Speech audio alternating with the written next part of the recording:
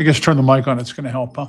The weatherman said this wasn't supposed to happen until later tonight, but we did receive one round of hard rain a couple of hours ago, which probably doomed the night's turf action to begin with, and then the rains came again. So Mountaineer is off the turf, and that's a big bummer because there were 5 grass races scheduled for tonight, and I guessed wrong on the weather and actually handicapped for grass, and it takes more time, as I'm sure most of you know, to handicap a race for turf than it does for dirt because you got to look at the back forms and reconcile what they have done in the turf back in 2008 with their current dirt form, which is sometimes abysmal, and just look through their histories. And it's a big, big hassle. I did my due diligence, and as it turns out, it was a waste of time. Welcome to the dungeon. I am Mark Patterson. I have the banner up there for you, off turf races 1 through 5. So Mountaineer takes a hit tonight for sure. They planned a big grass extravaganza tonight. It's not going to happen.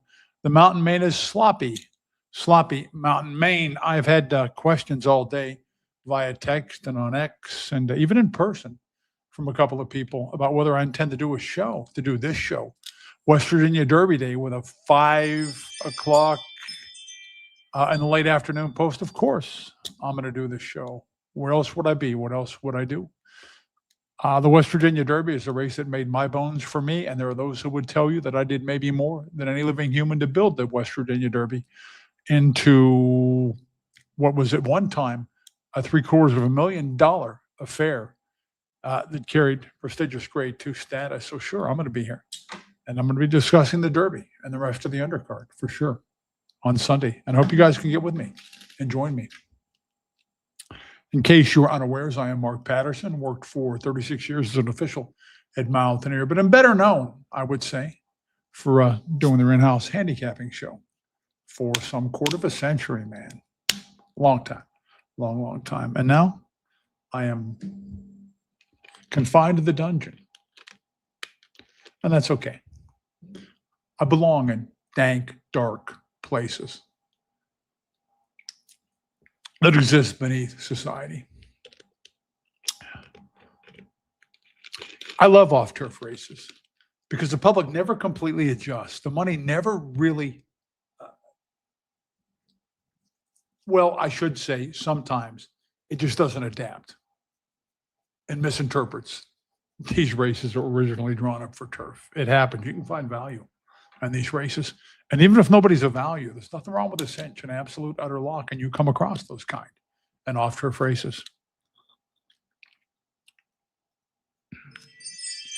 The first race was lined up to be 1 mile on the turf. Instead, make it 1 mile on a sloppy mountain main. This is an open $5,000 claim. I had a question last night from a newbie, what open means.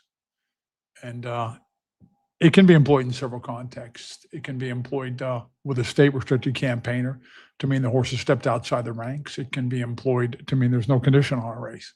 And in this case, there's no condition on this race. And you see a lot of horses that are eligible for way softer spots whose connections just wanted the grass. So when this flips over to dirt, they're overmatched to other horses that stick around to run, like Zippy Gizmo, a non-winner in 2 years. Had this race been drawn up for dirt and they were shopping the condition book, they certainly would not have went wide open for the $5,000.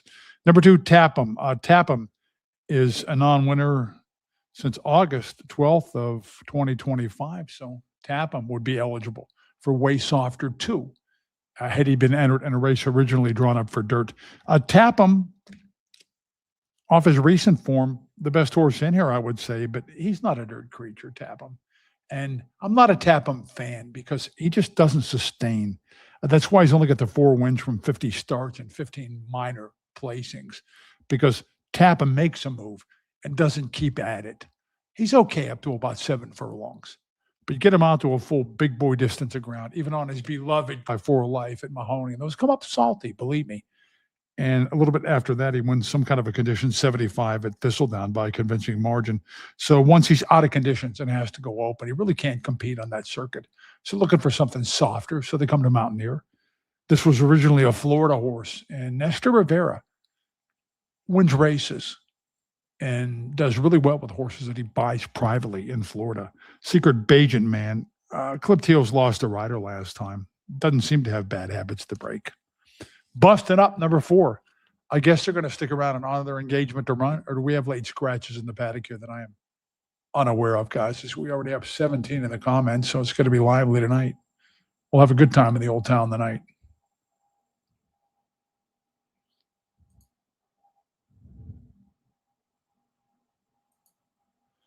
So just checking for more scratches. No, indeed, we have 6 still scheduled to run. And Busting Up is a horse that's unplaced from 5 turf tries. And the last time he ran on dirt, it wasn't good. It just was not good at all for Busting Up. So when a horse tells you who he is, believe him. Busting Up's a grass campaigner. Citizen, number 5. Citizen is a 3-time winner on dirt. And I think they wanted to do something different with him because his dirt form had become so abysmal. But they can't get away from dirt. What did Michael Corleone say in Godfather 3? Just when I thought I was out, they pull me back in.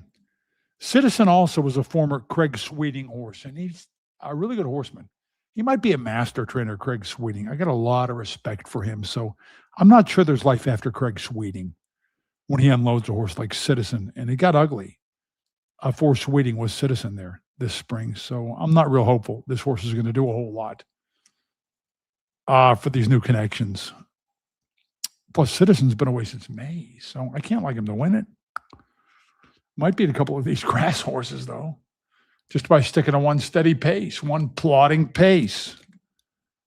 And then you have got, well, this didn't take a lot of time, did it? Because there's not a lot to say about these horses. Some of these horses on dirt. And then Mo Caliente on the outside, who's only tried dirt one time and lost that by 25 lengths and is not having a good season, even on grass. Marshall Godsey ships up here and must have already been in town with Mo Caliente and decided what the heck, we'll send him over there. Maybe it'll scratch down to 2 horses. And we can have a virtual walkover with Mo Caliente. The speed is dangerous in off-turf races for obvious reasons. I'm not sure how dangerous Mo Caliente is, though. Man alive, it looks very hard for this field to beat Secret Bajent Man. Even as a horse that I hate. I don't like the horse. And double hate him on dirt, Tap him, is supported up there at 5-2, and Busting Up is also 5-2. Limited sample size on dirt, but I think it's enough. Plus, Busting Up is not faring so well this year anyways. Got over on the grass last time and makes a move as a 2-1 favorite, and then does not sustain it. And usually these outfits try to have him fit enough for the first start or 2 back on turf. So I'm not sure fitness would have been the issue there with Busting Up, who performed abysmally, considering he was a 2-1 favorite there, Busting Up. And then he likes the grass to boot. So it looks really difficult to go against Secret Bajent Man here as far as race number 2 goes for you daily double bettors. And I might take a crack at this double. I think Flat Out Diamonds looks really good in race number 2. And I would probably back him up with Zen Nation, for reasons we'll get into when we break that one down in due time. In due time. So my doubles are 3 and 7 mainly, and a 3 and 5 backup. And in case you guys were unaware, I was the chief recruiter and almost kind of an informal stakes coordinator for the West Virginia Derby for a long, long time. And I made my bones on the race when I first went on television with Chris Lincoln. My first ever time in front of a camera was the 1998 West Virginia Derby when the race was reinstituted after a long hiatus. I had kind of appointed myself as a chief recruiter for the West Virginia Derby and employed some, at least 4 mountaineer, newfangled and very aggressive and innovative hustling methods, recruiting methods for the West Virginia Derby. And they really took off and they really worked, and was able to recruit and secure the services. And I can tell you some good behind the scenes stories about this stuff. I probably will over the course of this evening. But I was able to get some pretty good horses for us for the West Virginia Derby. How many minutes, guys?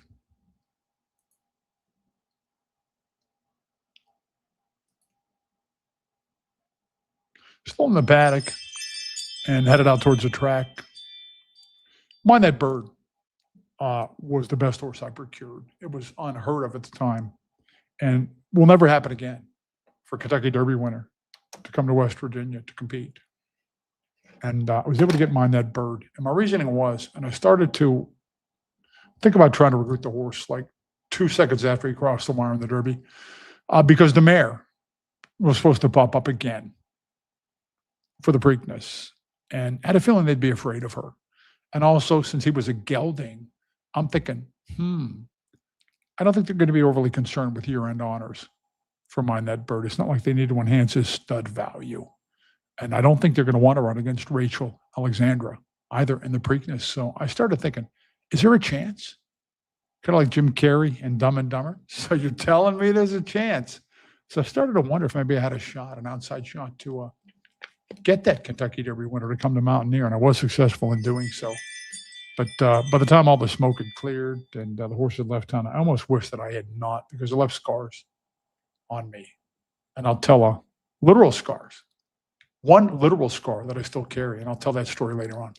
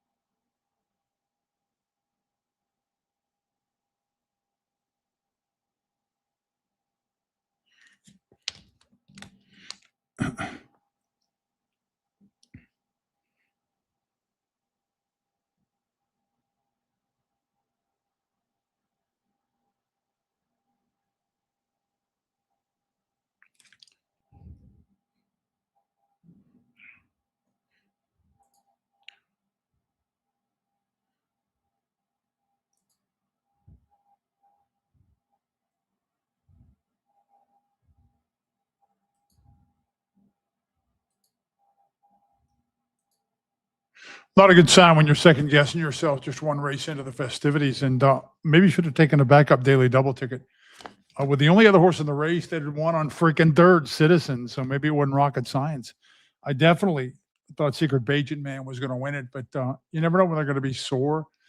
When a horseman's going to wait one start too long to send him the Mountaineer, and that was obviously the case with Secret Pageant Man, which throws it to Citizen in a big way because Citizen's the only other state in there that had even won on third. So Citizen wins it, pays 7-1. Second race was lined up for 7/8 on the turf. Make it 6 panels on that sloppy mountain main. And this is an A other than or 12-5 claimer. And we've got 8 of these that stayed the course to run, correct? Any late scratches, guys?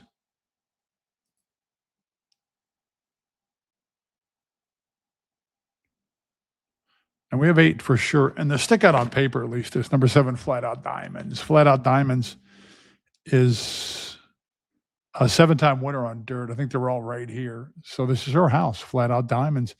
And you know what? She's so versatile. I didn't realize this. I've always admired this mare. I've cashed some bets on her.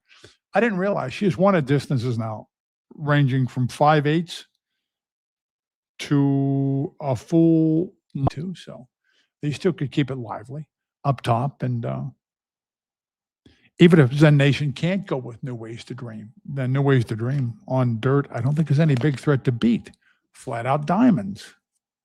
New Ways to Dream is, I think,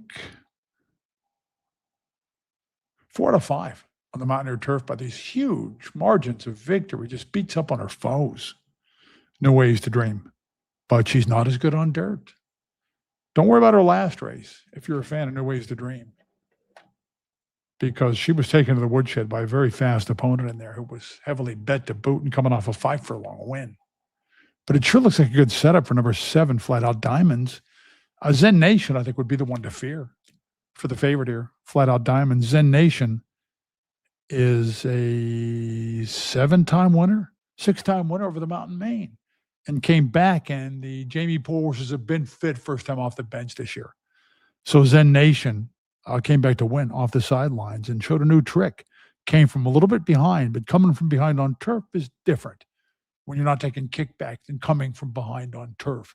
Plus, that was just a 5-furlong affair for Zen Nation. Zen Nation comes back and is in with a monster. I looked at the West Virginia Derby card overnight, a couple of minutes before I came down to do the show, and Back on Track is in. The phenomenal Back on Track, who's, I think, 3 for 3 for Juan Pablo Silva, and has been winning by, like, I don't know, all kinds of lengths, just destroying her fields Back on Track. So Zen Nation was in tough with her. Zen Nation also raced pretty close to the rail for a lot of that journey, and the track was not just anti-rail, might have been actively pro-wide, so she's probably better than that look. She might have bounced a little bit off that comebacker, although she had 2 months in between those last 2 races. I don't know if she's really strong enough to duplicate that May 18th race and concede the lead to New Ways to Dream and still win it. Seems to be threading quite a needle if she's going to be outfooted down the backstretch for her to still stave off Flat Out Diamonds. But Zen Nation, another horse who loves the Mountain Main and is in a good place in her campaign, third time out of the season for Zen Nation, and was in just super tough last time. Zen Nation. So if the Seminoles are going to lose this, it's probably going to be to Zen Nation. Lose Redemption, number 2. Lose Redemption is 2-1 at this early juncture. Lose Redemption, these 7/8 races, when they flip to 6, they almost always favor speed. And Lose Redemption's a 2-turn horse who comes from behind. And the last race was okay on dirt, but that's a grass horse that won that beat Lose Redemption. And Lose Redemption the time before on turf, and I think Lou was better on grass. Or at least equal on grass. And that's set up for a closer, and that was not a good horse. That was a grass hater who won it from off the pace on June 21st. So don't grade her that high for her turf effort, and she shipped her to be a turf horse. Plus, she's going to drop back early here. Lose Redemption. Smiles for David looks like an absolute pitch, and As Lucky, number 4, I liked her somewhat had this race remained on turf. On dirt, maybe not so much, because her dirt win, her romping win on April the 14th, I think it was kind of a walkover, was it not? That was her only dirt conquest, and she beat some bad horses. And when else is she going to get the lead in 25.5 seconds to the first call? It's just not going to happen with As Lucky. It has been on turf. I think that she would have been a horse you wanted to look at here. Mockin' Range just 1 for 28 on dirt and unplaced 5 tries. On what footing there is Mockin' Range? As I'm watching the total, we're 6-5 right now on Flat Out Diamonds. Straight up 6-5. And I would not say the 5 is without some shot to beat her. Judge for yourselves, guys. If you think Zen Nation's equipped to run New Ways to Dream into the ground, then still hold off Flat Out Diamonds. So when I was able to get Mind That Bird to come here for the West Virginia Derby, immediately the rumors started the horse was sore, which kind of took some of the wind out of my sails. All of a sudden, my monumental achievement, which was like the triumph of my career to get a Kentucky Derby winner to come here for the West Virginia Derby, which took a lot of convincing, going back and forth with the trainer, with the owners to boot. The owners called a lot of those shots with Mind That Bird. Who you guys remember came up the rail? The rail move heard around the world under Calvin Beau Rail to win the big one in the slop. And the minute he hit down, I'm hearing the horse is sore. And he's not galloping well at all. Mind That Bird. But at this point, I don't care because we got the horse. They're going to pack him in, man. They're just totally going to pack him in. So before we even got to the race, on top of being sore, the horse's trainer, Chip Woolley, refuses to get a license.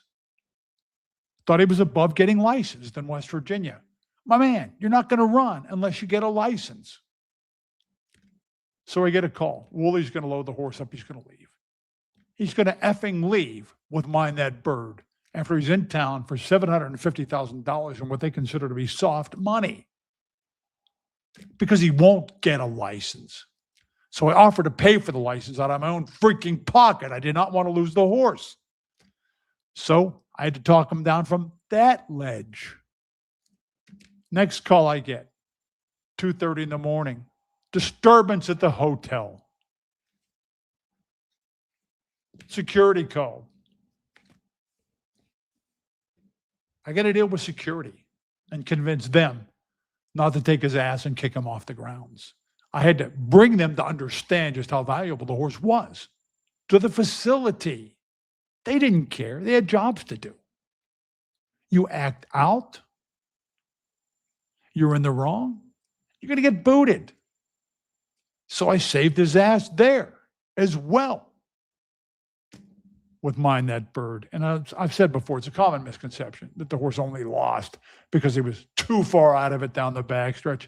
Nonsense, absolute nonsense. Because the horse that won the race was just as far back as Mind That Bird, Soul Warrior, and was inferior, was not a good runner to begin with. The dumb ride was on Big Drama. They were so freaking scared of a move from Mind That Bird that never materialized. They opened like 20 lengths between calls. You can't do that at a mile and an eighth race at Mountain. At a distance of ground, quite opposite from sprint races. the mountain main punishes that kind of early extravagance. So, chapter 4, Mind That Bird saga.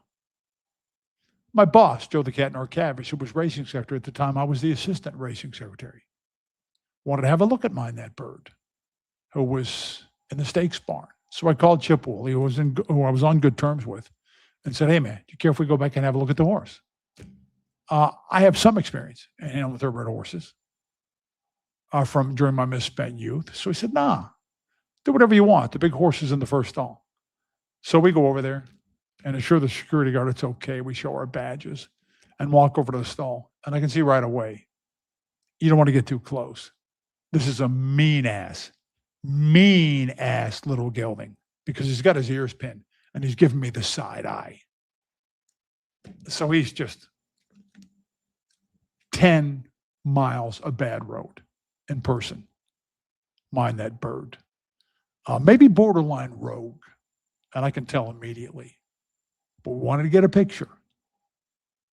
So having some experience handling horses, I moved over and tried to gel him a little bit and to take him by the halter, at which point he turned and took an apple-sized chunk out of my right forearm. And I still bear the scar to this day. And when he finished a hanging third, in a weird way, that might have been a fitting conclusion to the Mind That Bird chapter of my life. Not the best horse by any means that I ever got for the West Virginia Derby. That would be Soto. And we will talk some Soto maybe a little bit later.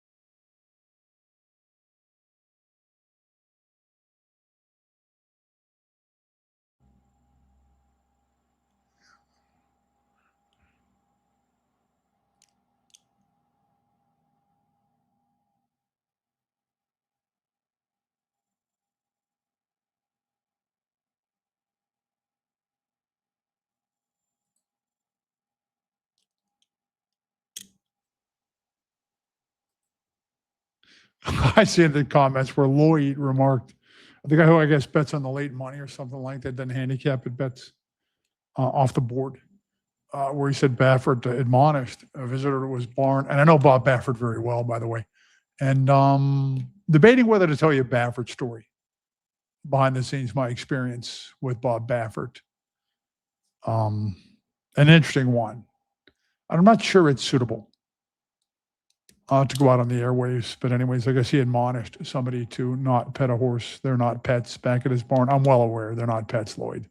I have got experience handling thoroughbred race horses, and I knew it was dangerous to get near mind that bird. But my boss wanted to pick, and I gave it a shot.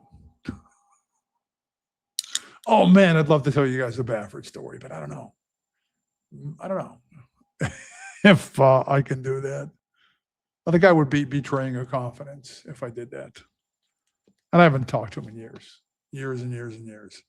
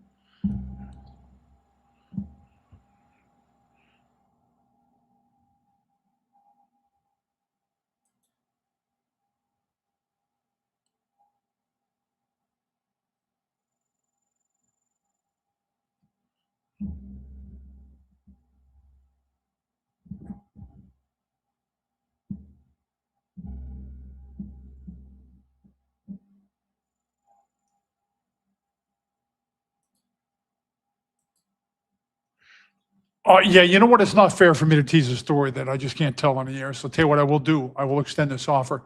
I will tell you guys that story privately and personally. Anybody that texts me or calls me.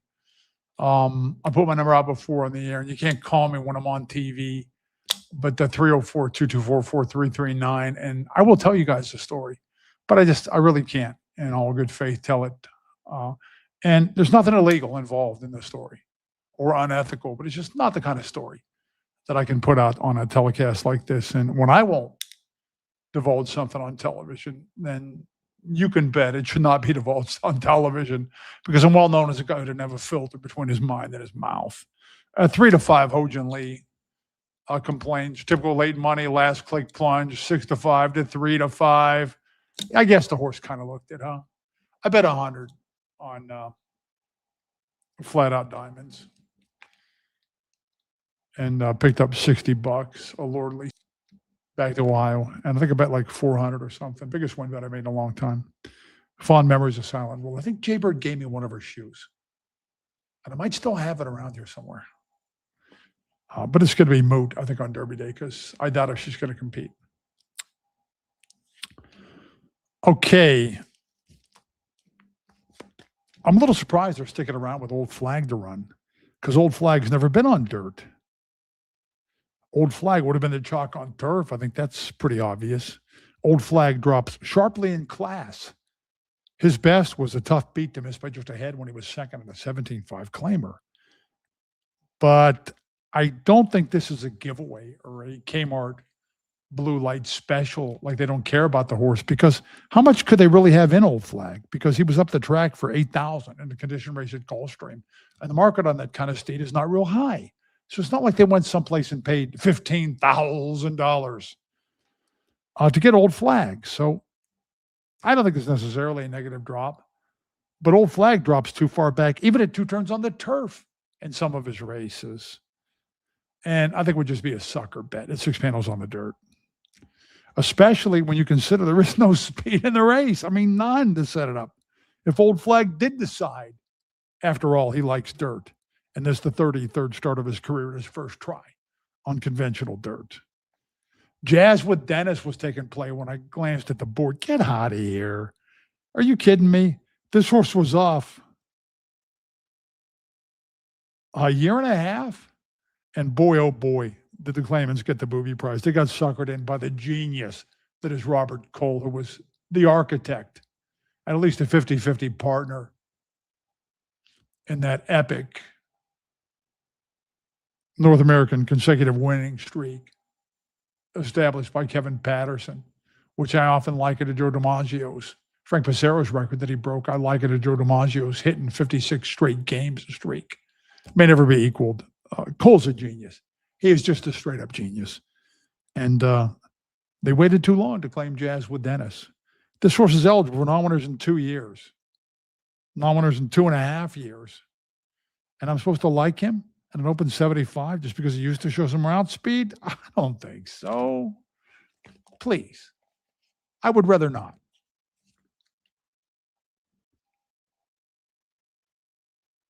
It's the best I can do, guys. I'll tell you that story in person. And again, nothing unethical and nothing illegal involved. Don't want to besmirch anybody. It's kind of a cool behind-the-scenes tale.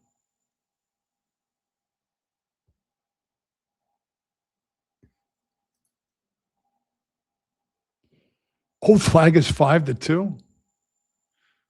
Jazz with Dennis is 3-1. The chalks here very clearly will be Uncle Truly and Unraptured. Uncle Truly is going to be the favorite, and he's not going to stay as high as 8-5. And Unraptured is going to be the second favorite, kids. I will start with Unraptured because I think Uncle Truly is a likelier winner, and there's a look at Unraptured. Must not be raining because they're in the outdoor paddock there, huh? Unraptured is a late runner with a good record. He's a 10-time winner, not a one of them on turf. Same with Jazz with Dennis, but I wouldn't care so much about that. With Jazz with Dennis. Unraptured. Has got 2 scores this season. And both were come from the clouds wins going 6 furlongs. Now, come from the clouds types rarely win off turf 6 furlong races. because they've got the two-turn pace complexion. So you get somebody strong up top and somebody who probably doesn't want to come back to the field. So Unraptured, I don't like the setup for him, but I like the competition because he is one of just 3 dirt creatures in there, and one of them doesn't count for me, Jazz with Dennis. Unraptured. There was some speed to pave the way for him on July the 6th. I'm not going to snow you about that. There were several speeds in there that set it up for Unraptured to come and win, but he did come with a snappy kick at his next one. He was in a higher spot than this, and nothing went his way. That was the typical 7H turf race when it switches to 6 on dirt. You got a route horse who was in front by himself there, Prairie Hawk, by the time they turned for home, and nobody was going to get near Prairie Hawk. And you can see where the half-mile fraction was slower than the 5/8 in the final. And that was the way the race played out. Very difficult to close into that for Unraptured, who was certainly a horse with a shot here. I would give him a much better chance than Old Flag to win this. I think Uncle Truly is the most probable winner here, though. And he hadn't really taken the big hit yet. The Great and Powerful Laws is not spoken yet in the win pool. Uncle Truly, interesting case there. Voided claim. Somebody dropped on him on June the 8th. He'd been off a couple of months. They didn't care. They haltered him, tried to halter him. And when the claim gets voided, it's almost always because the horse comes back lame. So Uncle Truly, since they couldn't get rid of him through the box, they sell him privately down the road over to King Clouston. But here's where it gets interesting.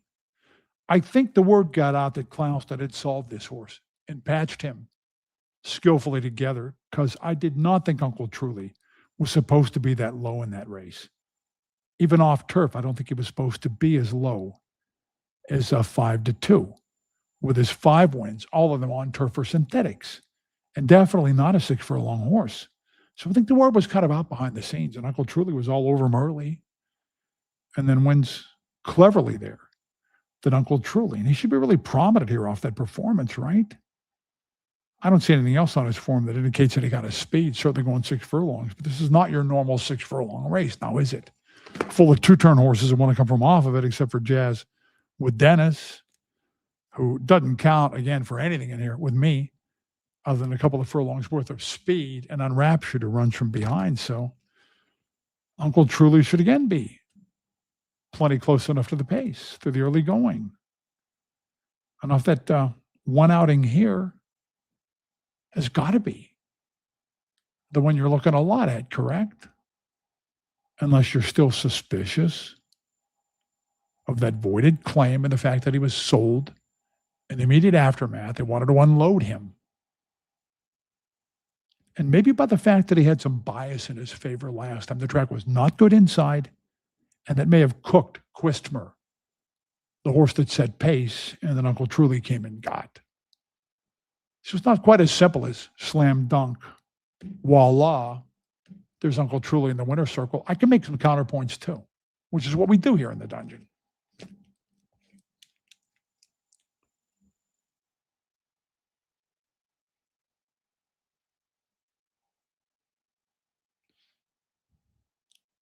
I'll step aside during the post parade.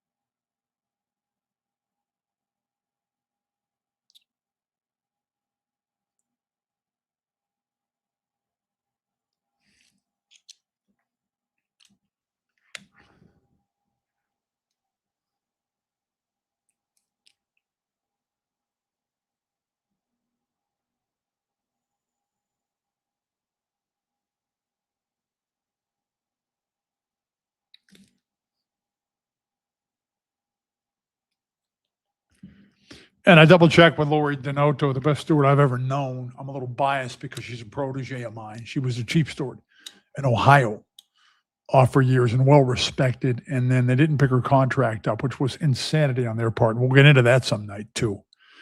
I knew this to start with, but I double checked with her, and Silva's son has almost undoubtedly renounced his bug. And once a jockey does that, if they can't do the weight and they renounce the bug, they can't get it back. You can't come back a month later and say, hey, you know what, boss? Lost some weight. Now I want the apprentice allowance. It doesn't work like that. Interesting question posed in the dungeon there. When somebody going by Fights 1397 said, I missed your answer.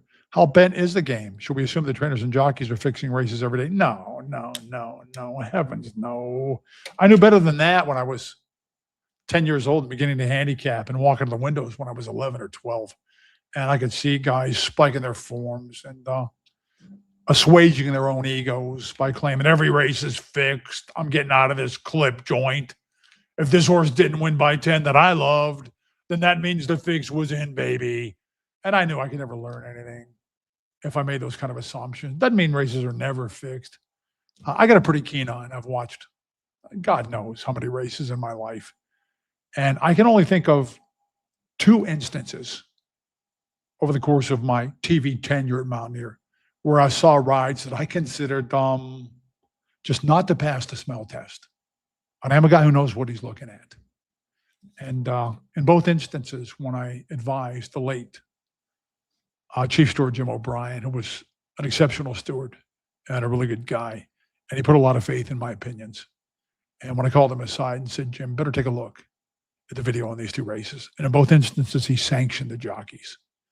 But those were the only 2 that I felt confident enough, and this is in the course of 25 years, to talk to the chief steward about from my TV perch. But I had cred as an official. You can't do that just because you're doing the TV feed. I was well respected as a racing official too at Mountaineer, and I served 36 years in that capacity. But if you want to talk about fixed races, guys, I got a story like that for you later on too. And since it happened in the 1960s, I feel pretty safe to spill my guts on this one. And I promise I'll spit it out later on.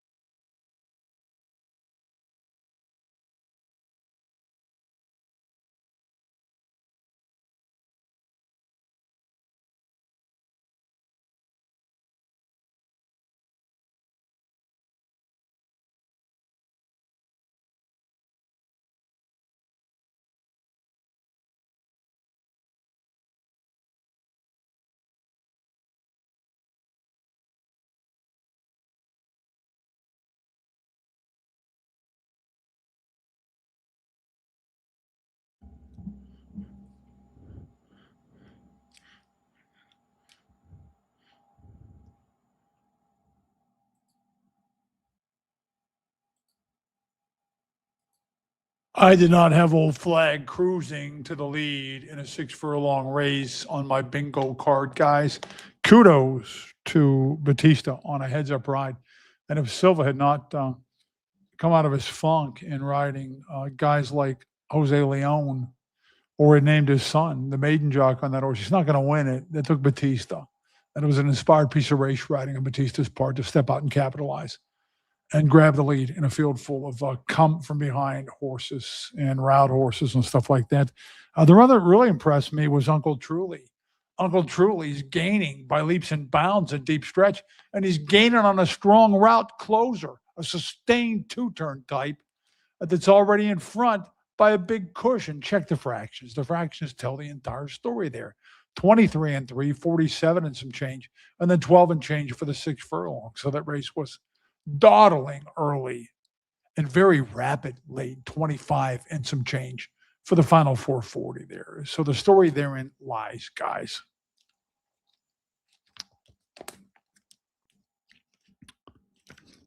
So we got 2 more races that were supposed to be on turf. Instead, flip over to the Mountain Main.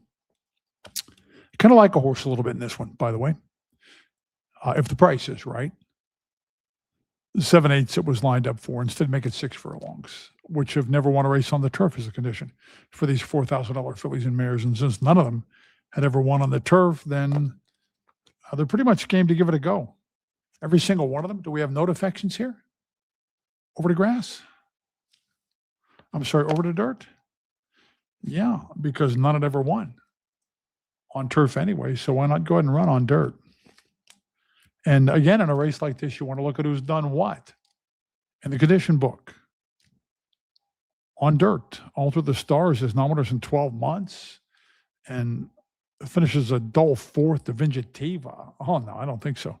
Honestly, wins in ever 3, and that's at a mile back on April the 27th. Bella Valencia is eligible to run non-winners in at least 12 months and pulls in here with some horses that have won much more recently than that.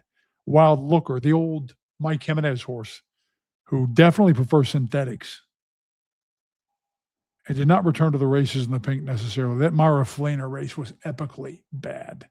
It was not just a low race, 3,200 non-winners in 12 months. I keep going back to that recurrent theme. But when you look at how many horses in here either won that race for the most recent win or exit that race as losers, as losers, then you get a feel for how come they've been entered on the grass tonight, because they're so woeful lately on dirt and such futility for at least 12 months that their connections are thinking, I got to try something different here. And I think Wild Looker's a case in point. We're getting warm now with That's a Fancy Fox, baby. That's a Fancy Fox with the 2 wins this year. It ain't rocket science. That's a Fancy Fox last time runs in one of those ratings handicaps, and we have one of those later on tonight. That's a Fancy Fox is dueling for the lead, tooth and nail. And I think it was only 2 wide in there on a track that was biased towards the wider paths and was in with way better horses, Rockstar Parking, Waterworks, and so many horses that prefer 6 panels. Can duel at 5/8, but control the lead when they go 6. So they'll back up at 5.5. And only a novice handicapper would be fooled into believing that That's a Fancy Fox can't get 6 just because the horse folded last time at 5.5. Something else kind of interesting here. Joanna Urieta washes her hands of That's a Fancy Fox, a longtime Ohio campaigner. That's a Fancy Fox. But That's a Fancy Fox did show affinity for the Mountain Main with a victory on April the 26th, front-running style, which is what I'm looking for at a 7/8 race that flips over to dirt. And this guy, Thomas Martinez, I've sung his praises before. He's almost a cult figure. I almost said on the backstretch, but in a well-publicized incident, at least on social media, I guess he got the boot out of his stalls on the backstretch at Mountaineer. Doesn't mean he still can't run. Just means he can't stable him there, I guess. But whatever the case, Thomas Martinez, when he gets his hands on a new horse, I don't care what his record says, 0 for 6, first time with trainer. I've seen him affect incredible improvement in his private buys. If you doubt me, look up a horse named Suffering Succotash from year before last. Just incredible how he won a couple of allowance routes, maybe back to back. And a $2 parlay on those two wins, I think would have netted you like Beverly Hillbillies money. So That's a Fancy Fox has a lot to recommend her in here, in my opinion.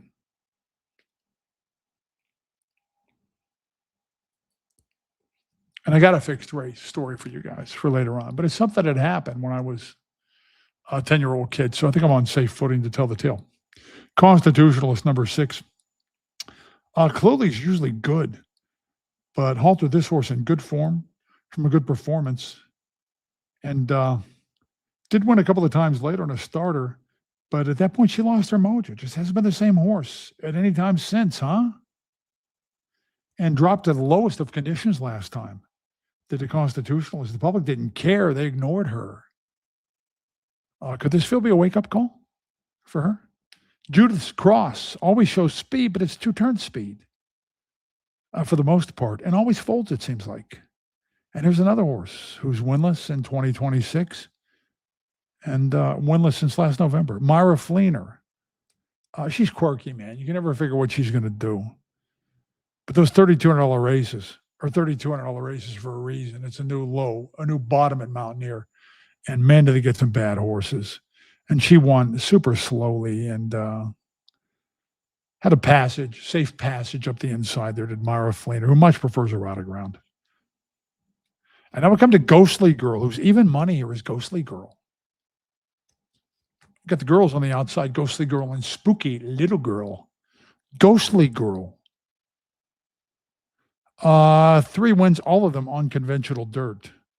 Got over on grass last time and was second to New Age Bad Girl, who's a turf ace with a world of speed and an ability to hold it too. So New Age Bad Girl is much, much better, far superior, would tower over this field, at least in terms of returfability. And Ghostly Girl chases the entire trip there. When Ghostly Girl looks like she wants to lead in her own right, does Ghostly Girl. Now, she has not won in a couple of years, so had she been entered originally for dirt. And I said this just a couple of minutes ago. She could have run nominals in 12 months. But she's been so woeful on dirt, they wanted to try something different, and something different seemed to boost her last time. But, and this is where it's a little bit tricky, if indeed it was a change of scenery, a move to the mountain, maybe different medication rules at a non-Heiser track, and maybe a change of trainers over to Juan Vasquez that boosted her as much as the grass, then yeah, she's a player here. She's a player, baby. But I got my eye right now on number 5, That's a Fancy Fox. For sure.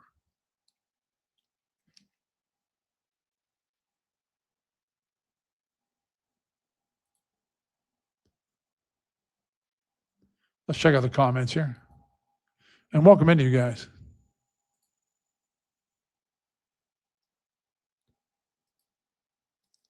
Beverly Hillbillies money. My man Todd gets a kick out of my feeble attempts at humor just to break up the monotony here in the dungeon, because I'm a hardcore horse racing analyst.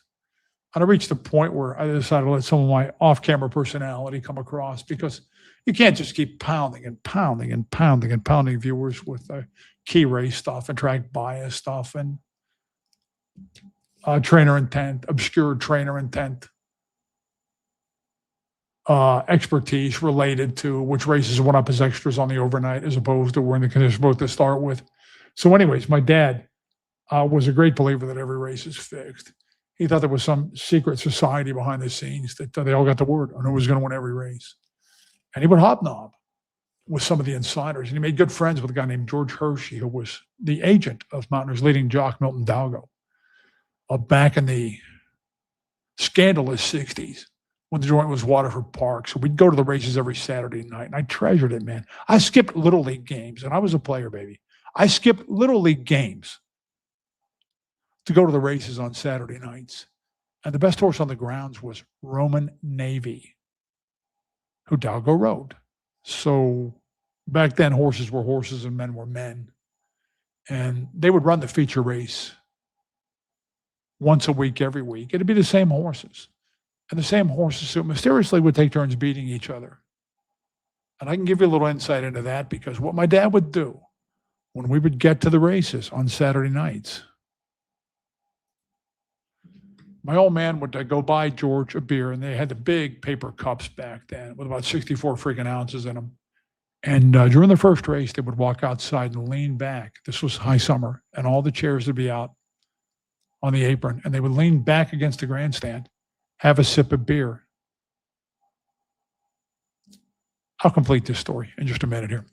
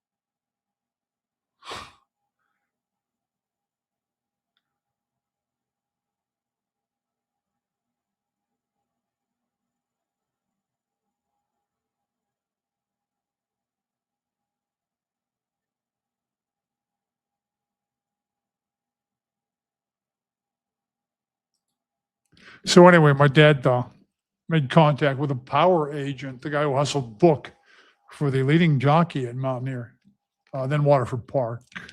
It's sacrilege to call it Mountaineer from when it was Waterford, relating this kind of story. So on the Saturday nights when Roman Navy was in to put his crown out there on the line, his best horse on the grounds, we go to the races. Dad and George would buy a beer and stand against the wall of the grandstand while the crowd was watching a race. They waited until the crowd was diverted and watching a race. And George would not even look at Dad, but Dad would look at George. And George would either do this. Almost imperceptibly, he would move his head. Or he would go.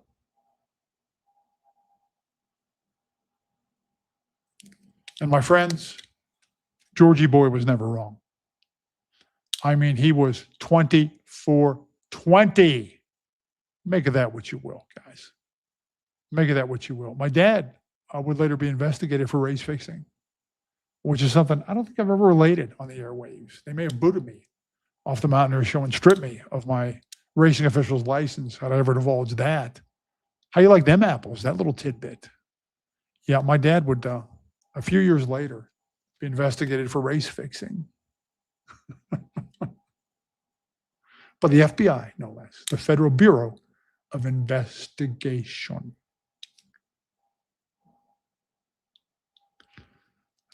I think I might make a bet on That's a Fancy Fox here. I'm going to sign off for my pre-race portion of this race and go over and check the odds out, guys.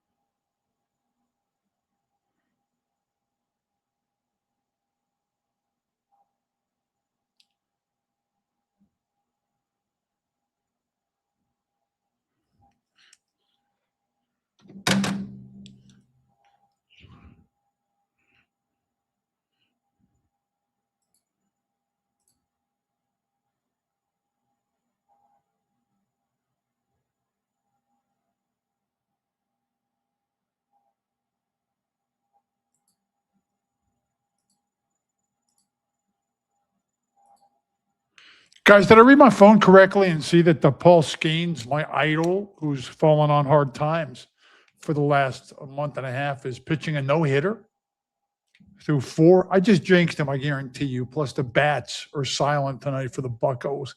And I'm going to sweat every single inning, every pitch out on my wager, several hundred, for the Buccos to win 79 or more this year. And they went underwater yesterday. They're one game below 500, so every win is just critical. And if they're going to waste a return to form from Paul Skeens, then I don't know what I'm going to do. I may take the bridge. Am I right? Is he pitching a no-no? 4 innings in tonight? They're playing the Brewers. They've only lost to the Brewers, I think, once or twice this year, and they've played them a bunch of times, same division. That's no surprise. The Five-Horse did not run well. Expected the Five to perform well. This guy keeps disappointing me. He's just not what he was. Thomas Martinez. A ghostly girl. It wasn't the grass necessarily that moved her up last time, and I raised this possibility. It was to move the Mountaineer to an on-Heisa track. I think you guys know the score on that. And also the flip over to Vasquez, because that's second a new age bad girl. Put her heads and shoulders, withers, I guess, above this field. And she ran like it. Ghostly girl. No surprise. And man, the money was there. She was coin flip price, ghostly girl. Interesting array of races for the balance of tonight's card. We got 4 to go. And don't forget the West Virginia Derby. It's almost like I'm carrying water for my former employers, you know? Special 5 o'clock post time, Sunday, for the big one, the West Virginia Derby. And I've been asked if I plan to do this show. Yeah, I'm not going to Mountaineer to watch the race. I'm going to do this. I'm going to hang with you guys here in the dungeon.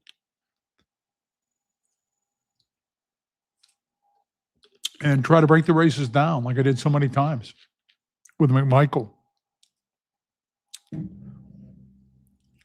She came out of retirement to team with Deshaun Parker last year to do the Mountaineer analysis, correct? I don't think you're going to do that this year, but they may have plans to. I don't know. I really don't. Yeah, one time only. Returned to the simulcast desk last year with Deshaun Parker, and they did the race together. But if you're Mountaineers regular analyst, and I don't watch, I don't know the guy, and I don't watch, I'm not going to knock him because I don't listen to him. If you're going to get big-footed with a cameo appearance by a couple of visiting celebrities, that's a slap in the face. For years, Peter Barry got booted one day a year, for a couple of years anyways, one day a year for the West Virginia Derby when Dave Johnson, who I like a lot, used to like Dave Johnson a lot, would come in to do the Derby. And then they figured out Pete was beyond competent. And it's his racetrack. So then Pete would rightfully take over the calls of the West Virginia Derby a long time back. Fifth race is the last one that was supposed to be on grass tonight. Make it 5/8. I sound like a broken record on that slappy mountain main. Never threes, 15,000 claiming. And you know what? If I would have told that story about the late 1960s when my dad knew the jock's agent, and he would get the heads up or the shake of the head, and I guess you could infer there was something nefarious afoot behind the scenes, I would have gotten a call the next day. Seriously. I couldn't have told that story in the feed about something that happened fucking 60 years ago. I couldn't have told that story in the Mountaineer feed. I would have gotten a call threatening my job. And I did one time when I told the story about something that was not above board that happened at Old Waterford Park when I was like 25 freaking years old. And I told this story, and I get a call next day from somebody identifying himself, and he could have been just totally bogus and a straight-up liar. And I told this story about an incident that happened there, like when I was 25 years old, and I was in the grandstand, and supposedly some kind of a fixed race. So I get a call the next day, somebody with a Southern West Virginia accent telling me, "Mister, we've been watching you, and we're going to do something about it this time. You finally went too far." Whatever. I never heard from him again. I don't even think he was in any kind of power. I think it was some kind of a fan trying to scare me.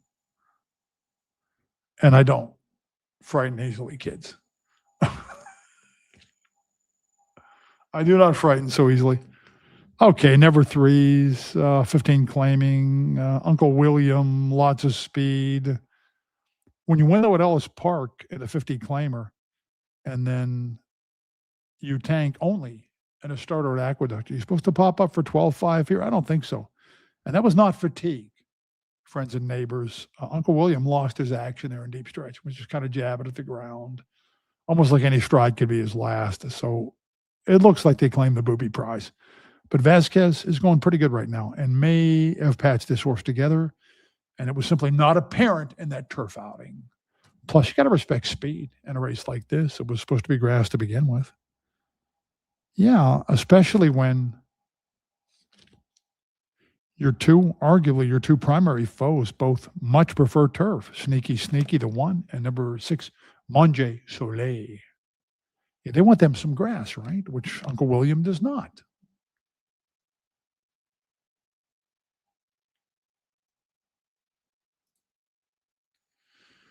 We're going to suppose we have an eternity, and there was a Super 5 carryover in race 8. Nobody cared. I used to call those things out all the time on the Mountaineer feed. Nobody cares. Nobody gives a hoot.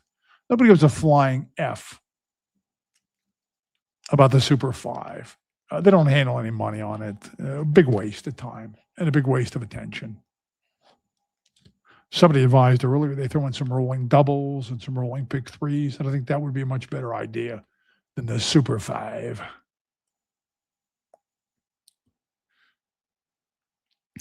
Sneaky on the inside is 6-5, the favorite right now. And Sneaky has been second twice in a row on turf. Didn't run quite as well, though. Went chalked all the way down to 30 cents on the dollar last time. Just did not perform all that well. Chased, got opened up on through the middle of that, and then made a token bid late there. The race before a lot better. because that was an allowance to an allowance horse.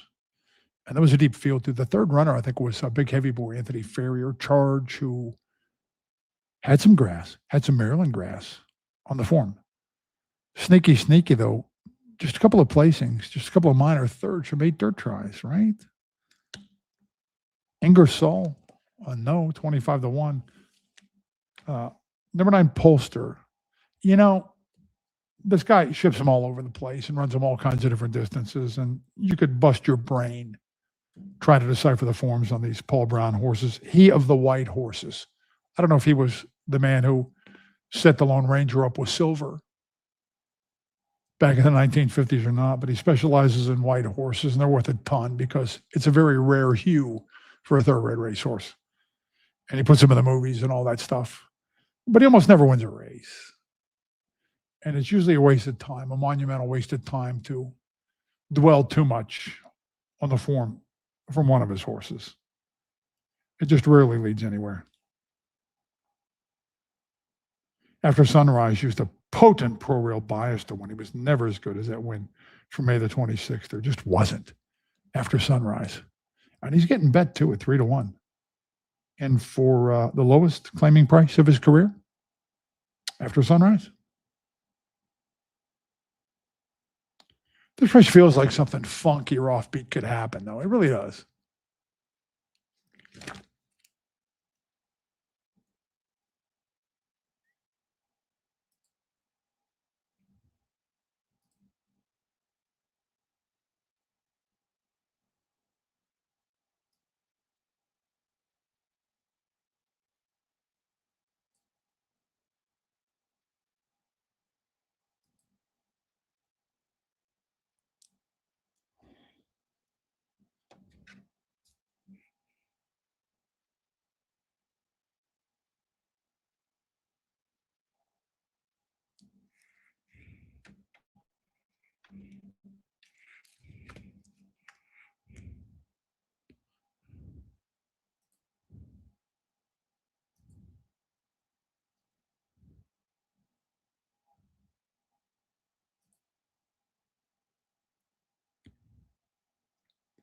I got to respond to my man Ho-Jin Lee, who suggests that Monjay Soleil might be a big bias playback.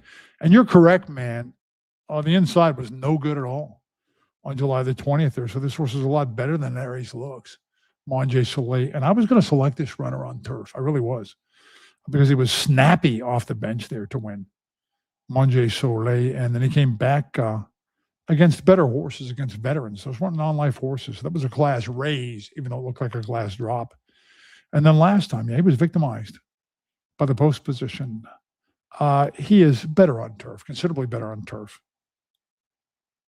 But I'm looking at second place finish last year to the good horse, Trigger Point, the well-accomplished older allowance horse, Trigger Point. Yeah, so he is definitely a shot here, Monjay Soleil.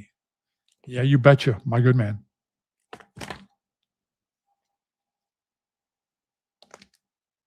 But he's 5-1 up there.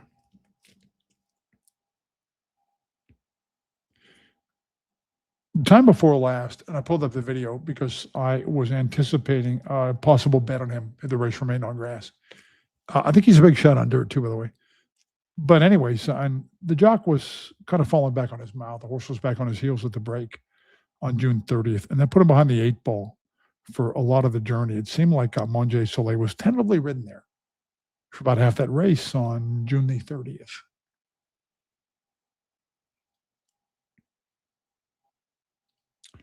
The question is, when you look at the splits on his last race, and those are 6 furlong fractions, is he fast enough to go with Uncle William, meaning Uncle Bill from Family Affair?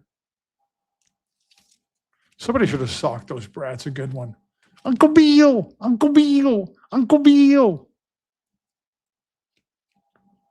How about the way he ordered French around like a freaking manservant, which I guess French was, a gentleman's gentleman. French, make me a martini. French, get my pipe and slippers. I still love that old show. I got the theme song running.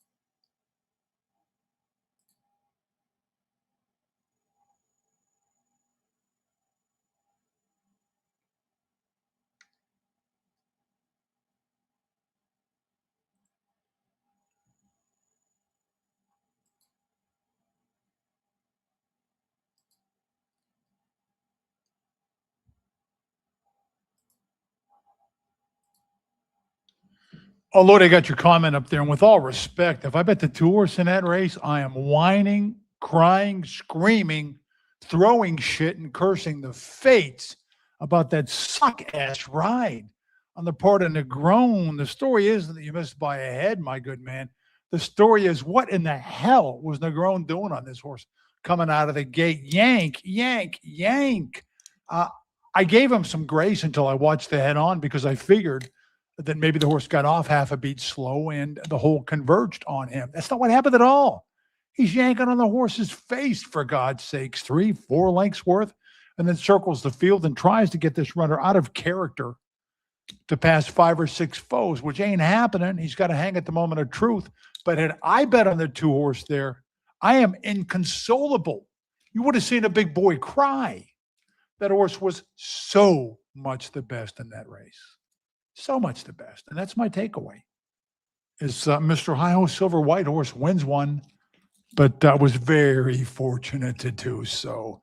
Watch the replay and watch Negron on the 2 horse. I almost wonder if the horse was trying to duck out or something, or trying to duck in at the break, because he is yanking on the horse's jaw several times right from the get-go on Uncle William. Just gave that race away in the first 12, 15 strides.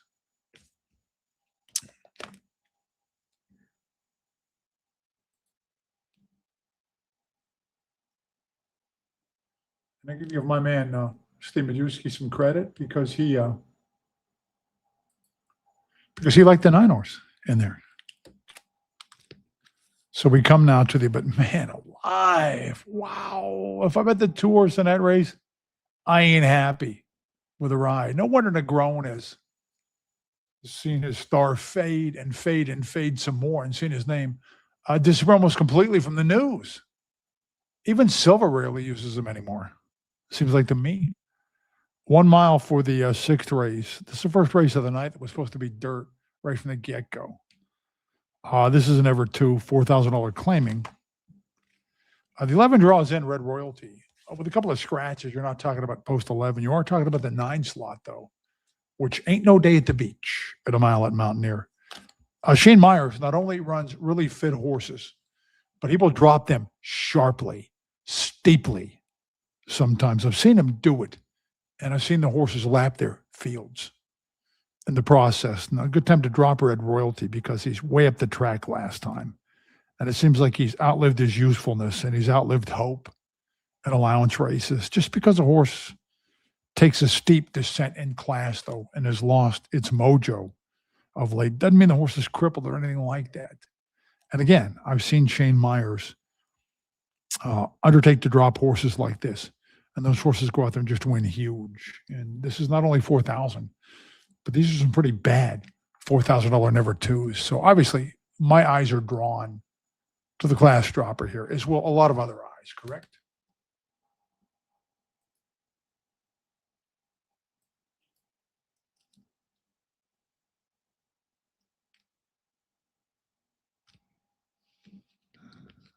Get a little chippy in the comments again tonight. Okay. Risky Spirit on the inside is never two, just like the rest of them. Comes from Fairmount Park, does this horse. And isn't even durable. Only ran twice in 2025. And that's after like 16 months on the sidelines. Been to long ones races here, but it'd be no mean feat to win with Risky Spirit, however soft the competition. Round in Circles. Just 1 for 32. Round in Circles. I'm looking at McCoy. Does a lot of the training on the horses that she owns behind the scenes there, for whatever that's worth to you guys. I don't know how much I can like a horse that loses by 17 to pour me a drink. And a couple of these were on the ticket that run right back here against Round in Circles. And Round in Circles has never been part of the exacta 6 wet track tries. Summer Forever. Pleasant thought, huh? Comes flying late going 6. A lot of times those horses don't want a rowdy ground. This one did break maiden at a distance, though, at that inflated $25,000 maiden claiming level, right? Did perk up a bit last time. Is that Silva thing, opened like 20 lengths, and then was slowing up considerably in deep stretch there. So a lot of that close from Summer Forever was after the fact, especially considering that the front-running winner walked the final quarter mile there. Still a chance, though, in a really bad race. Out of Mind, number 5, Mike Jones. It's just not Mike Jones this year. He really isn't. And this horse ran slowly and worked really hard to break maiden at upset odds.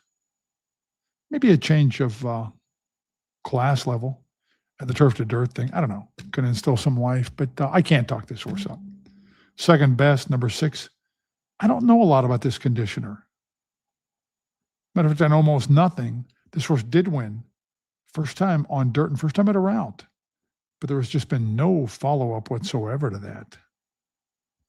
Ran third last time, but that's just a clunk-up race.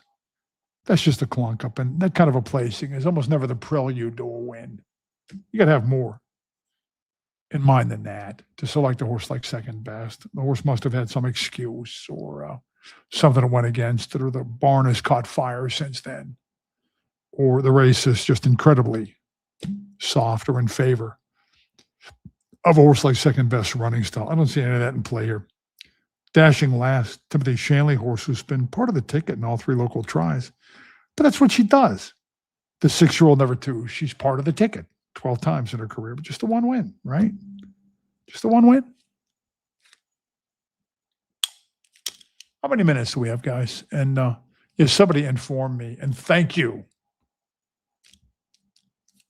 that Skeens gets batted around. What does this world come to? When you know, as a Bucko fan, with Skeens on the mound, you're probably not going to win. It's just bizarre. His loss of velocity, his loss of effectiveness. He won the Cy last year, for Christ's sake.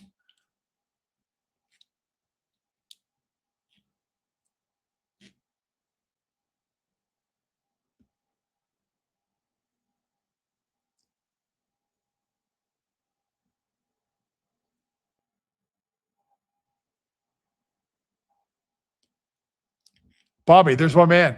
Bobby from Massachusetts. I dig this guy, man. We talk on the phone and we go back and forth. And Bobby consoled me a lot and counseled me after I was unceremoniously let out of Mountaineer. Brother, I apologize for my absence for the last month or so, being in the beverage industry. Work has been crazy for me this summer. The YouTube stream is looking good. Thank you, Bobby. Bobby's got the great Larry Bird with Red Auerbach is his sidecar, is his avatar there. Bobby's Northeasterner, and he's got the accent to prove it too. This is Bobby from Massachusetts. Yeah, welcome back, Bobby. Your presence is always welcome and much appreciated, my man. So we still have some talking to do about this race. So how many minutes are we talking about here?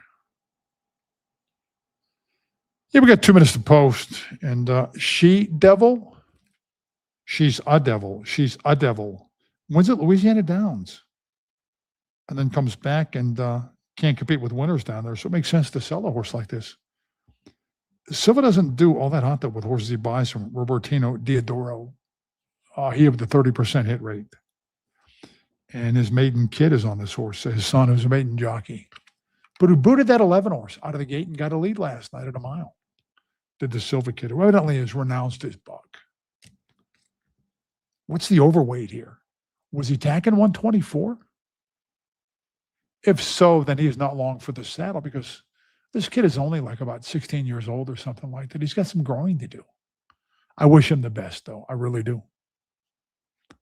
Kunum, number 10, 10-1. This horse confuses me. Race horses are supposed to confuse you, though, at some point. 4.5 furlongs, displays speed to win. First time to the post. And now can't keep up early in 4,000 never 2 races.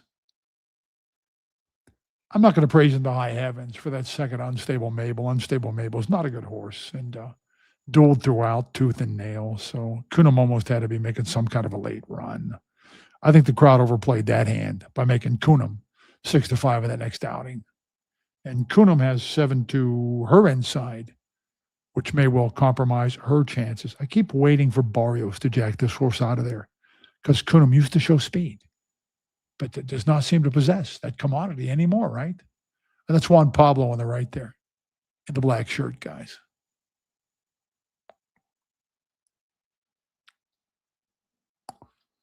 Back in a jiff.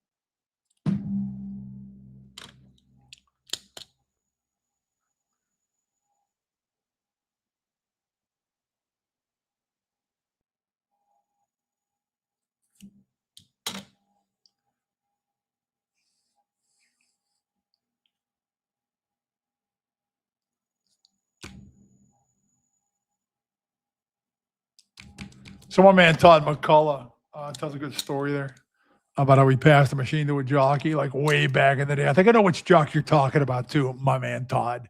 And I will text you with a name. And if I don't get it on one guess, then I will wash and wax your vehicle of choice. You know what? It's so much fun to just say what I want to here on my own YouTube channel because you know what? When you do the track feed and you work in the industry, people are lurking everywhere to try and screw with you, try and stick a dagger in you. It's just how it is, man. When you're held up as a purported expert in front of the public, get ready to duck, believe me. And when I said earlier, I told a story about possible fixed races 60 years ago, literally 60 years ago. And I said, my dad used to believe that every race was fixed and the results preordained. I guarantee you, if I would have said that on the Mountaineer In-House show, there would have been 10 complaints to the director within 2 seconds, some of them from horsemen. That there Mark Patterson just said every race is fixed. Every GD race is fixed. Something got to be done about him. I guarantee you that's what would have happened. I would have been taken out of context. Words would have been stuffed into my mouth for me. But here, nobody's going to take me out of context or put words in my mouth. By the way, Mr. Todd McCullough, have you ever zapped yourself with a battery, with a quote-unquote machine? I'm going to bet you have. And there's nothing like it. It will put some hair on your chest, guys. It's been a long time since I did it. I think I was like 17 years old, but it will put some hair on your chest. Lori Donato, I invoke her name a lot here. I think they commandeered one on the backstretch or something with a barn search a couple of years ago. Might have been St. Louis, might have been Ohio. I don't know where. I'm not even saying it was used in a horse race, but I think they gathered one up in a barn search or something like that. And I told her, I really believe every racing official, every steward should zap themselves once just to know what they're talking about. And the outlawing of batteries, of electrical devices. She declined, though. Ms. Donato demurred from zapping herself with the electrical device. And it was a wise decision on her part because I wanted to witness it when she did.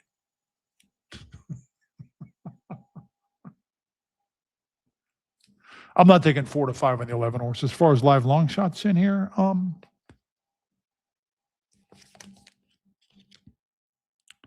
nobody jumps for me.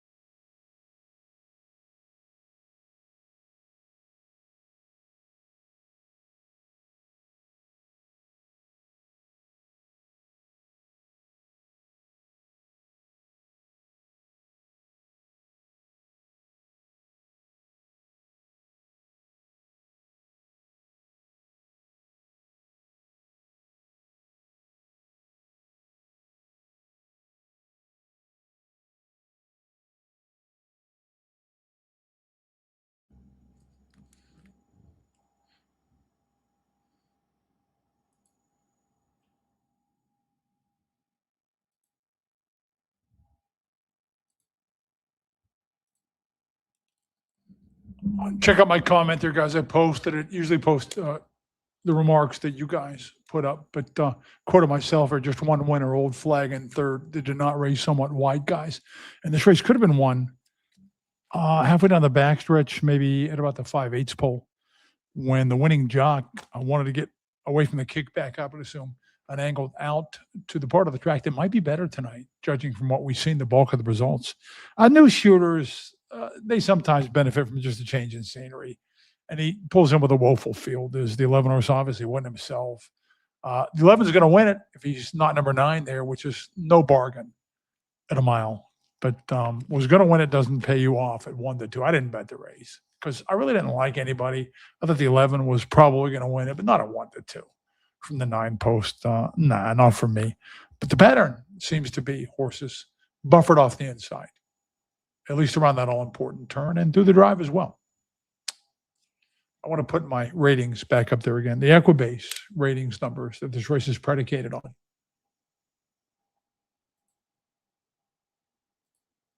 And there they are. Equibase is a newfangled ratings system. This race is written based on those 35-50 a horse has to have at time of entry, which could get interesting if a horse were to run after hitting the overnight in a ratings race and enhance its rating. I think they're updated every Tuesday. So theorize a horse is in Tuesday night or Wednesday and enhanced its rating since the entries were taken for the ratings handicap. So what are you going to do? Because the way it works, if a horse is eligible at time of entry in thoroughbred racing, the horse still has to get scratched if it's not eligible at starting time.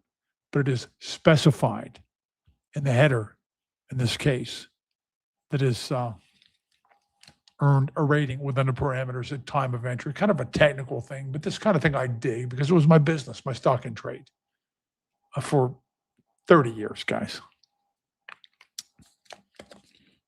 I wonder what some of these trainers expect when they enter in these races, if it's kind of furtive on their part. That word sounds almost nasty, doesn't it? Furtive. I wonder if it's furtive when they enter these races because they're not sure who they're going to hook, huh? This is a ratings race between 35 and 50. We're going a mile. And you got a horse like Super Silver Dollars on a hot roll, has won 3 out of 4.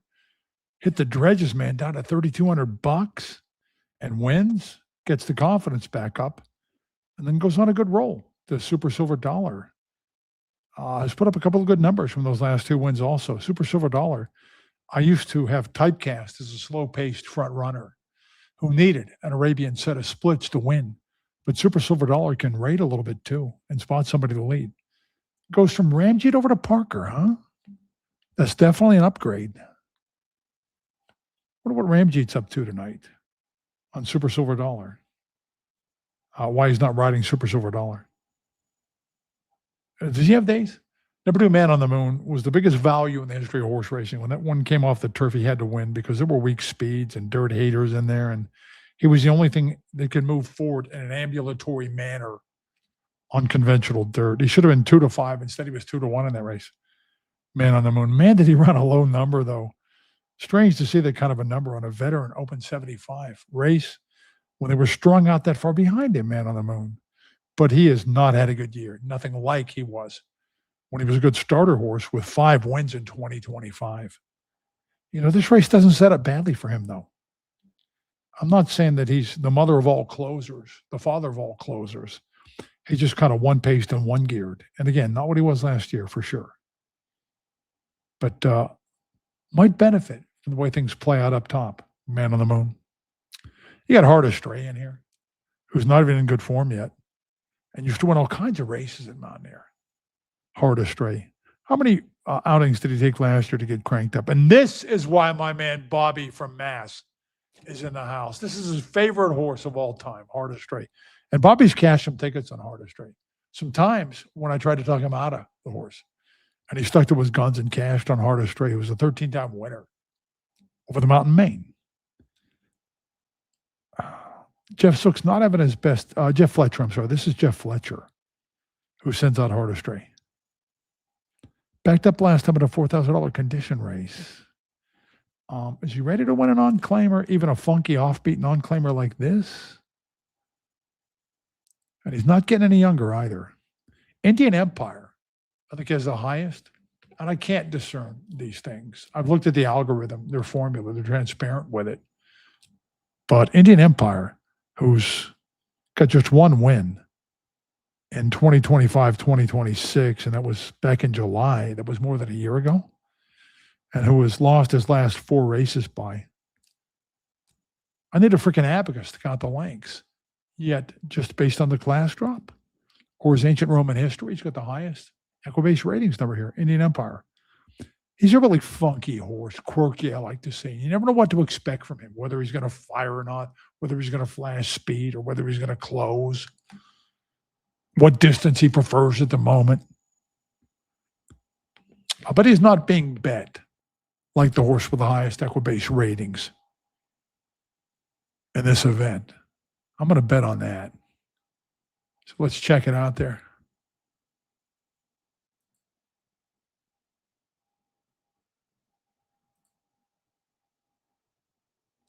He's 12-1. The horse with the highest number. Super Silver Dollar's 2-1. Man on the Moon's 5-1. Kakeo, who looked good last year against Powder Puff non-life competition when he was able to get the lead at a slow clip a few times.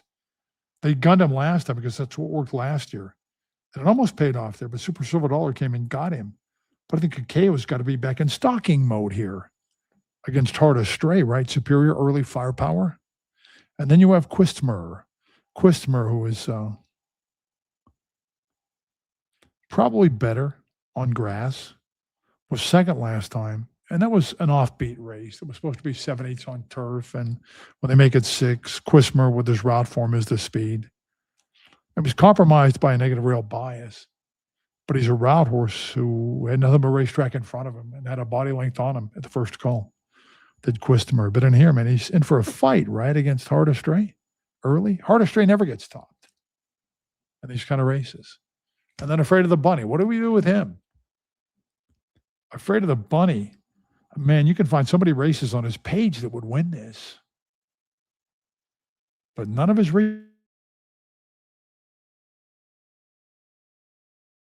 lots of respect for this barn. Randy Bailey's a sharp customer. But Afraid of the Bunny last time is perched just behind a funeral procession pace and still falls apart.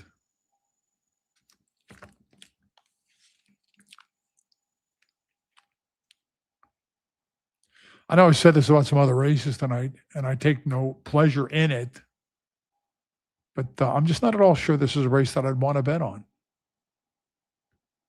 Man on the Moon's most recent number really could have been that low, despite the way he had him strung out behind him, like Brown's cows, Peter Berry would say, because it was that offbeat as Lord Ante, a 5-furlong turf horse, took the play.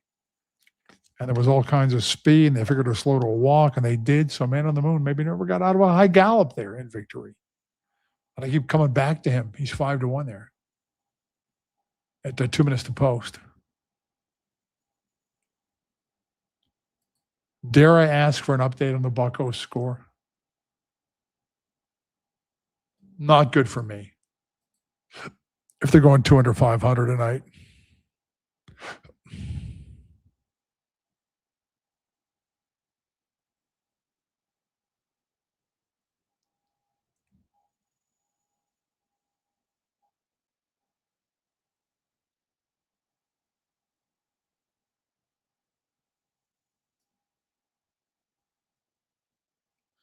Bobby Mass says,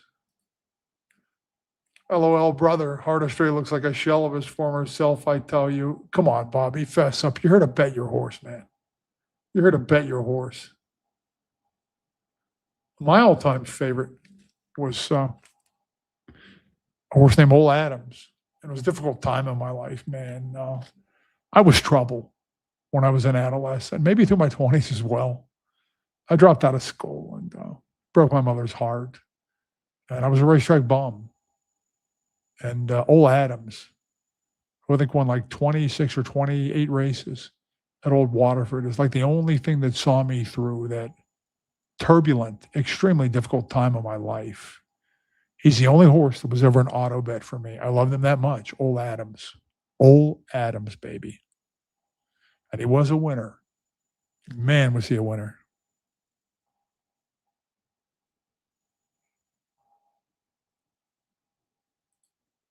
I can recall one time when I was laid up with a flu, really bad flu, the kind where the room's spinning around and you can't even hold a sip of water down.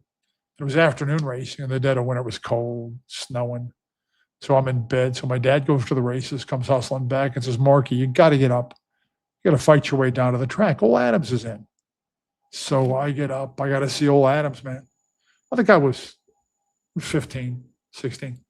So I get up and we hustle back to the track and we make it for old Adams' race. And he's ostensibly outclassed in a starter allowance to an open allowance dropper who had brilliant speed named Roberts Poacher.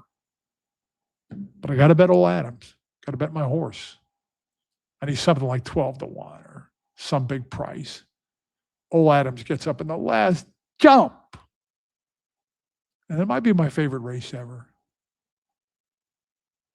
considering all I went through to get there and bet on my horse. I'm curious as to who some of your favorite horses are. Not bestest horses, but your favorites, the ones that work their way into your heart.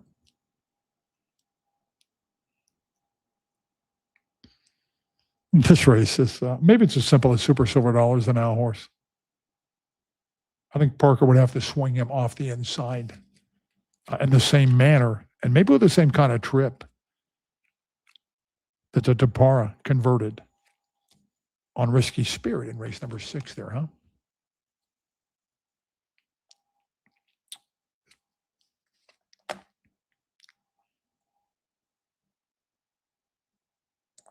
Super Silver Dollar would not surprise me. Man on the Moon certainly would not surprise me. Heart Astray would surprise me. I wouldn't be shocked were Indian Empire to win, and Afraid of the Bunny's the best horse. He's just off form. Softest assignment he's had, for sure. And what's intriguing about this kind of race is they don't have to risk claim with Afraid of the Bunny to find softer competition by virtue of the newfangled Equibase ratings races.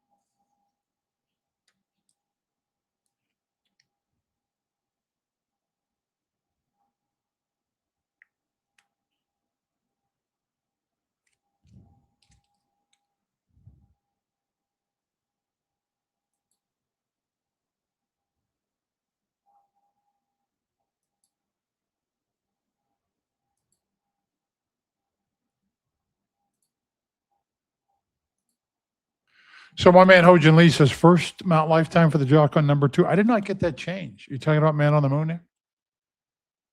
Really unusual race there. I don't know who had Kakeo to drop all the way back to last and come with a kick, but maybe last is not a bad place to be when you got a Hard Astray up top and maybe an over-the-top Super Silver Dollar and Hot Pursuit. And you've seen the wide ralliers winning some races tonight. Seems like the track might be a little bit better out there, and speed's not that hot so far. And sometimes a negative rail trend and something of a negative speed trend go hand in hand. I thought it might have been a tactical mistake on the part of the bug jock on this 7 to knife down inside horses. Given the grain, normally would have been a slick move. Did not want to get hung wide out there and wanted to make an early gambit there. I get it because he's got to figure if he doped the form out that Hard Astray is going to back up and he wants to get first crack at that runner. But I don't think the inside's a real great place to be tonight. It probably cost Afraid of the Bunny that race. Kakeo, I have not seen him run like that before and close that stoutly from that far back because all 3 of his wins here have been either in front or sitting an aggressive second. Kakeo. It seemed kind of random to me, the results of the race, and maybe more a product of the track bias than anything else, and who happened to fire and who didn't.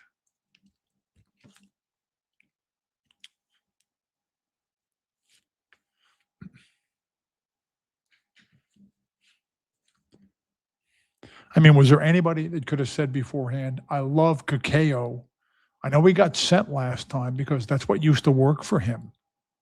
But this evening, with all this speed in here, he's going to suddenly become a good stone cold closer and benefit from the weak speed setup from Hard Astray and get wide from the 3 post.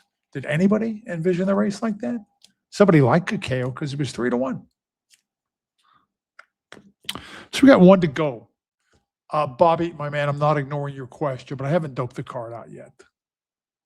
Looks like a bunch of no names in a West Virginia Derby, but I don't want to give them short shrift because maybe they've put a good Derby together. I got to check it out, man. I haven't been all over the 3-year-old scene to begin with so far this year. A little bit, not that much. Looks like kind of a cool, interesting undercard. That one race has got to be a misprint, correct? A double condition that says no winners twice in 2026 and allowance, or no winner since last May. Or is it a non-winner since last May, kind of a non-winners twice in 2026 to begin with? Don't they have that backwards? It's got to be a misprint, right? It's got to be. Nobody would write a race. Non-winners twice in 2026 or non-winners in 15 months. No, it would be nonsensical. It's got to be a misprint. So I'm not going to knock them for it. I notice things like this. It's my curse to notice things like this.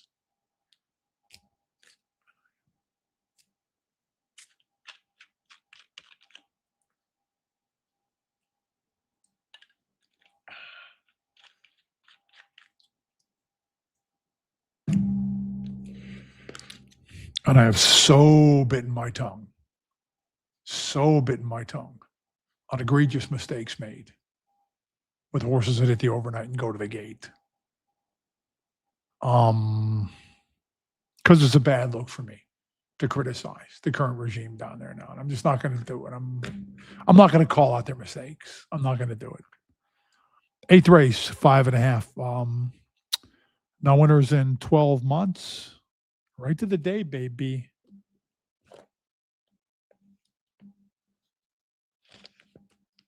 Nine. Feel the 9. And the short chalk is going to be a big effect, right? Another live mount for Leon. This horse has been second twice. Once at 4-5 and once at 1-2. A couple of red flags thrown in your face there, huh? And he hit the low condition last time. Did that big effect, correct? Supposedly Shiva ran like a 76 buyer. Did not run back to it, though. Last night, not at all, did Shiva. The track was wide biased, but big effect. Got off the inside and got a good stalking trip and behind a couple of tooth and nail and battled leaders there. So it was ostensibly a fast race, and big effect could be back in speed mode here against this field with The one horse scratched out of here who's got all that natural speed, right? Big Effect might be the speed here. And either of those performances would probably win this condition like more than 9 times out of 10. Time before last, he laid down fast fractions, and 92 was amidst the 3-race win streak there. And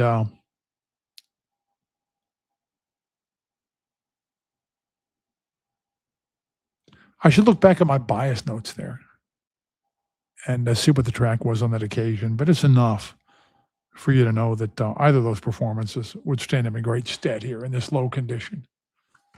But he did get the good trip last time. And behind those leaders that were duking it.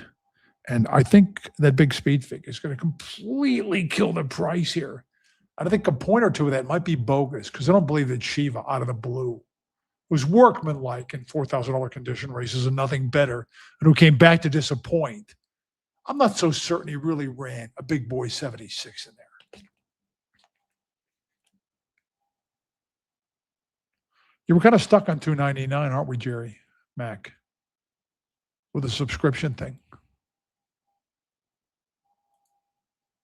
In the paddock at 3 minutes to post, I think the 5-horse Red Hurricane could and should get Big Effect all that one wants in here. For one thing, Red Hurricane, I think, is a more devoted member of the Front Runners Club of America. And is he quicker, maybe, if push comes to shove, than Big Effect at first call? Red Hurricane's a speedball with a lot of fight, but obviously wasn't right when he gets claimed because they rest him for a year, man. 11 months. They don't want to do that. 6 for 15 over the mountain main is Red Hurricane. Remains to be seen just how much run that Logston's going to get out of this horse, but Logston's having a good year, actually. And Red Hurricane, second time to the post, was 15-1 for a reason because he was in tough, was wavered first time back. And then second time, he's in this race that had so much speed. They went 22 flat to first call. And 22 flat at first call is a big honking deal. What did Joe Biden say to Obama when then POTUS Obama signed the Obamacare bill, and Biden was overheard on the mic saying, "This is a big effing deal." Well, 22 flat is a big deal at 5/8. From the 6 furlong shoot, not quite such a big deal. So they were moving quickly and got away from Red Hurricane. It was a little bit flat, but the speed fig didn't come back bad. At third start of cycle, a lot of horses get their game on. They put their running cap on, their big boy shoes. And man, does this horse catch the condition right between the eyes. He has just gotten eligible for this since his last race, Red Hurricane. So there's no getting around it. He is potentially quite the handful for Big Effect. Also supported out there, well supported, number 9, Major Tom. Ground control to Major Tom.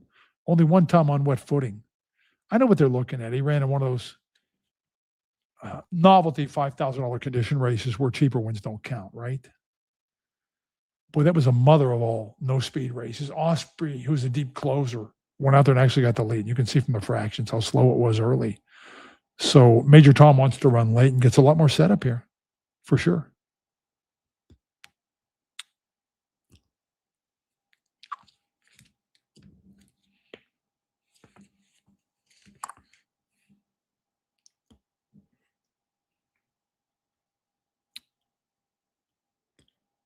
Abuelo Paps there is 15-1. Abuelo Paps in the money time before last, and then returns on July 21st against Law of the Jungle. Law of the Jungle came back to win from that. But not a horse that wins a whole lot, Abuelo Paps. And you have these horses that look like very formidable entrants for this low of a condition, Red Hurricane and Big Effect. You don't normally run into horses like that with their histories and even their recent form in this lowly a spot.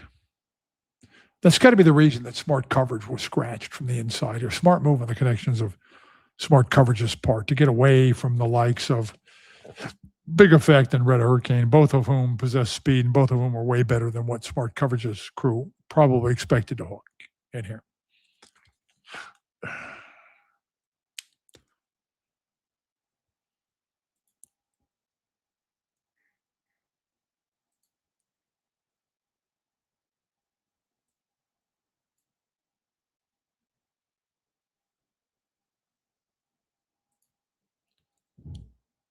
Yeah, you got me with that one, Chris Connors. How in the world does Jose Leon keep getting mounts, live mounts, for Juan Pablo with his 1 for 79 record on the year when most of the other jocks would kill to get their foot in the silver door? It just makes no sense to me. Timmy Z, as far as the Bob Baffert story goes, you guys are going to have to call me or text me because I want to keep it kind of quiet and there's nothing nefarious or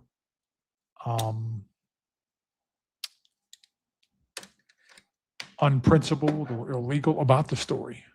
No misbehavior involved, but it's just kind of a private thing, a behind the scenes thing that I will tell you guys. At some point via private text or phone call, 304-224-4339, guys. It's a good story.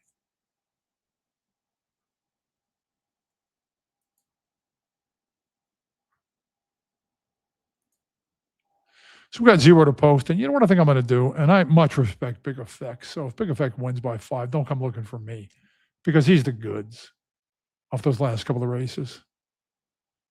But I fancy Red Hurricane in here, maybe just a little bit more. At least the price is better. I don't think one of them is almost certainly going to win it because the 9 horse just is not showing enough lately to beat this dynamic duo. What about Dusty Billy? Should we be looking at him because he's single odds country up there? Is Dusty Billy? Danny Bird with a horse away since May of 2025 at 8-1 in this race. You got to be kidding me! Get out of here! This is probably what's called an accredited. And that's an even slower breed of Ohio. Restricted horses that were not only dropped in Ohio, but sired in Ohio. And they're slower than the great turtles of Galapagos. So no, I'm thinking maybe not so much. 8-1 on a Danny Bird horse. Cash customer is his meal ticket, Danny Bird.